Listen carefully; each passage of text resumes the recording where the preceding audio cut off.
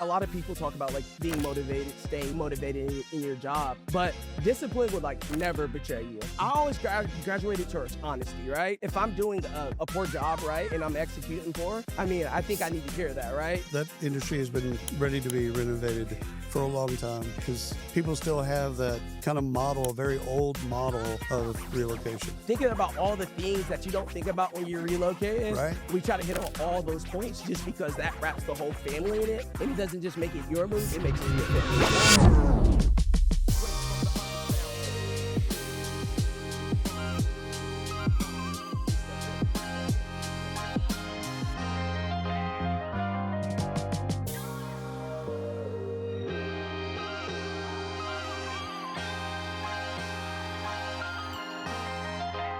Hey, this is William Tincup. I've got Jaylin with me. Jaylin, how you doing? I'm doing good. How are you doing today? I'm doing all right. I'm doing all right. Do us a favor and introduce yourself. Yeah, my name's Jaylin. I'm originally from Fayetteville, North Carolina, and I work with Perch Peak. And what do you do? Yeah, so I'm a program consultant with Perch Peak, kind of just going out here to these conferences, connecting with HR leaders. A little bit about our company and what we do. We're a relocation company. I like to call it like a modernized relocation company. Oh, very good. Yeah, that industry has been ready to be renovated for a long time because people still have that kind of model, a very old model of relocation. Yeah, definitely. I think it's an industry I'm newer to, so it's been fun like revamping the industry and also just like learning a ton from other people around the industry. I love it. So how's the conference been for you? Yeah, the conference has been great. I mean, the Gaylord Hotel, I mean, it's amazing. I'm based right here in Dallas right now currently, so it's What always part of, nice what to part of come- Dallas? Yeah, I'm in Louisville, Texas. I went to high school and middle school in Louisville. Okay. I grew up in a colony. Okay. But back then, 100 years ago, they didn't have schools. Oh, So we were bussed in. I got you. So DeLay Middle School, Marcus in Flower Mound, Louisville High School, all those, very familiar. So you're very familiar with the Louisville area. Very familiar with Louisville. It's growing a lot. Oh, the colony is unrecognizable. So when I was there, like it's actually a city Yeah.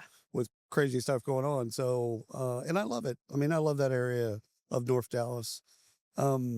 What's been surprising about the conference for you? Has there anything that's been surprising for you in a good way? Yeah, in a good way. I would say what being so surprising is like the interactions that we're getting at our booth. I mean, I don't know if you've seen, we've been having people throw parrots in the hoop, and it's been a great turnout with like all the HR leaders. I mean, they're very, very responsive to the. I to saw the that HR. earlier and I almost snagged one, but there was like a line. There was like a cluster of people. I'm like, I don't think I can get in and grab one and leave fast enough Yeah, and not embarrass myself. there's definitely I call it a little waiting line. I mean, that's a good problem That's to a have good always. problem. That's a great problem. for sure. Trust me.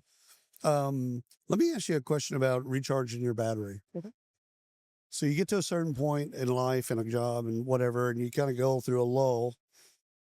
What do you do to recharge your battery, get excited about what you're doing again? Yeah, I think the main point that I always try to push is like discipline, right? Because a lot of people talk about like being motivated, staying motivated in your job, but discipline would like never betray you. And so if you show up, do the same thing like every single day, right? And you're a disciplined person, I think a lot of times that's what keeps me going, keeps me through. That's some of that D1 sports athlete coming out of you right now. Yeah, for Just sure. focus.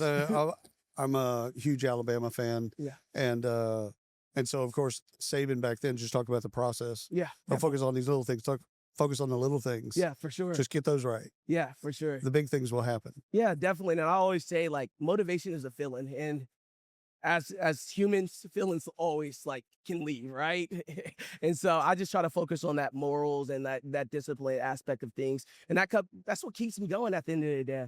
I love it. What position did you play, by the way? I play running back. You know, Running back, RB? you can see how short I am. So Hey, you can't judge. You can't judge because the moment that you judge somebody by their weight or height or something like that, it's like, oh, by the way, they're 4'1" and speeds like, yeah, okay, yeah, you can definitely see it. Yeah, so yeah, I mean, a lot of times I always said like heart over height at the end of the 100%. day. So yeah, 100%. that's what kept me. Oh yeah, yeah. Okay, so I got to ask you a question about leadership because you've been yourself, but also around a lot of leaders. Are leaders born or are they made? So it's kind of a nature nurture question. Yeah, I think they're made at the end of the day, right? When we're going home at the end of the night, when you're done with work, I mean, you're putting yourself in your personal life like almost in the forefront when you talk about the leadership.